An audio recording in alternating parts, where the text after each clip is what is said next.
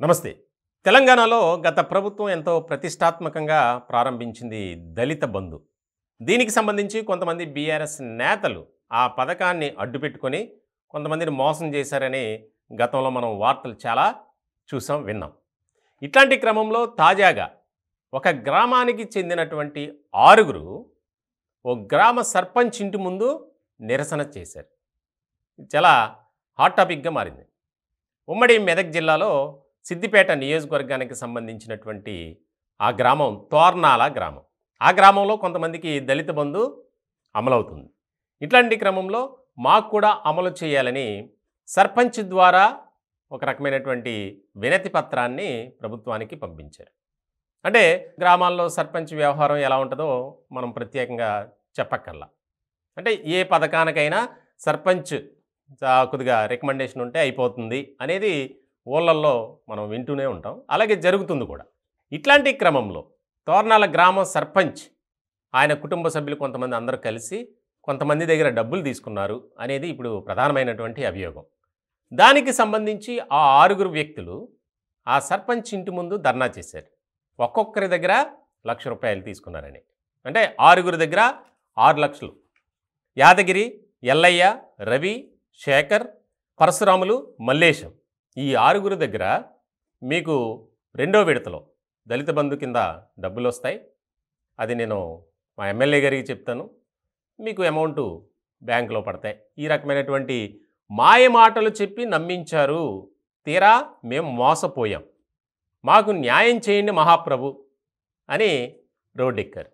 2 రోజుల నుంచి ఆ సర్పంచ్ ఇంటి ముందు ధర్నా చేస్తున్నారు. వారిని ఎవరైతే ధర్నా చేస్తున్నారో, ఆందోళన చేస్తున్నారో వారందరిని అక్కడి నుంచి పంపించేయాలని చెప్పి ఆ సర్పంచ్ కుటుంబ సభ్యులు ఇతరులు కూడా ప్రయత్నాలు చేస్తున్నారని, ఒకరిపై దాడి కూడా చేశారని అక్కడ వారు ఆరోపిస్తున్నారు. ఇలాంటి క్రమంలో అంటే పథకాల పేరుతో ప్రజలను ఏ రకంగా మోసం చేశారు, ప్రలోభపెట్టారు, మభ్యపెట్టారు అంటే ఇలాంటివి కొన్ని ఉదాహరణలుగా మనం చెప్పవచ్చు. గతంలో మనం చూసాం, మాజీ ఎమ్మెల్యే ఆయన కూడా ఇలాగే 12 లక్షలు తీసుకున్నారని చెప్పి ఒక ఆరోపణ వచ్చింది. దానికి సంబంధించి విచారణ జరుగుతుంది. ఇలాంటి క్రమంలో తెలంగాణ వ్యాప్తంగా స్కీమ్స్ పేరుతో స్కామ్స్ అనేది ఒక్కొక్కటిగా బయటపడుతుంది. దీనికి సంబంధించి ఆ సర్పంచ్ కనీసం మాట్లాడకపోగా ఏం చేసుకుంటారో చేసుకోండి అని చెప్పడంతో ఈ 6 ఎవరైతే ఉన్నారో వారు అలాగే ఆ గ్రామంలో కొంతమంది ముఖ్యమంత్రి రేవంత్ రెడ్డి గారి దగ్గరికి వెళ్ళాలని నిర్ణయం తీసుకున్నారట. దీనికి సంబంధించి ఇప్పటికే రాష్ట్ర వ్యాప్తంగా చాలా గ్రామాల్లో బీఆర్ఎస్ నేతలు ఈ విధంగా జనాల్ని ప్రలోభపెట్టి వాళ్ళ దగ్గర నుంచి డబ్బులు లాక్కున్నారు. మీకు ఈ పథకాన్ని అమలు పరుస్తాం, మీకు డబ్బులు వచ్చేలా మేం చేస్తామని.